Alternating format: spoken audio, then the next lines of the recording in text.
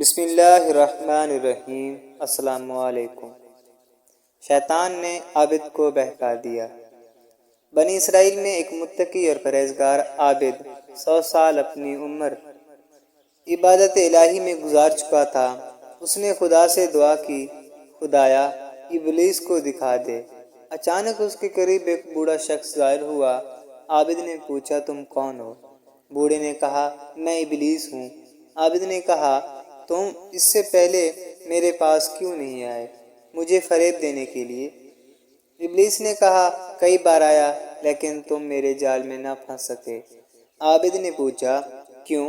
ابلیس نے کہا، کیونکہ تم ہمیشہ عبادت الہی میں مصروف رہتے تھے اور ہمیشہ اس فکر میں رہتے تھے کہ کہیں عزرائیل نہ آ جائے اور میں گناہ اور معصیت میں مبتلا ہوں۔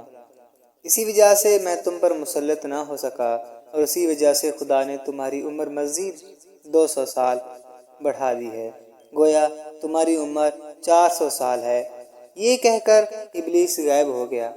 عابد سوچنے لگا اور اپنے آپ سے کہنے لگا کہ 200 سال میری عمر ابھی باقی ہے، کیوں اپنے آپ کو دنیاوی لذت سے محروم رکھوں؟ گویا عابد آخرت کو بھول گیا۔ عابد نے سوچا، 100 سال عیش و عشرت میں گزارتا ہوں اور باقی 100 سال عبادت و اطاعت میں گزار دوں گا۔ اس غلط فکر نے عابد کو عبادت سے دور کر دیا اور دنیا کی طرف متوجہ ہوا۔ آہستہ آہستہ گناہ کا مرتکب ہوتا رہا۔